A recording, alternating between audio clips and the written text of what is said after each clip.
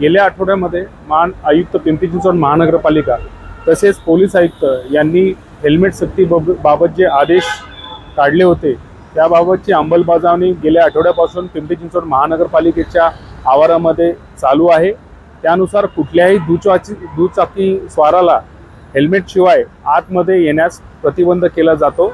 Helmet हे सर्वांच्या दृष्टीने चांगले आहे। रोड सेफ्टीच्या दृष्टीने हा ॲक्च्युली महत्त्वाचा निर्णय जो पोलीस आयुक्तांनी घेतलेला आहे तसेच आयुक्त पिंपरी चिंचवड महानगरपालिकेने घेतलेला आहे तो खरंच स्वागतार्ह आहे। त्याचा सर्व नागरिकांनी अंमलबजावणी करावी ही नम्र विनंती।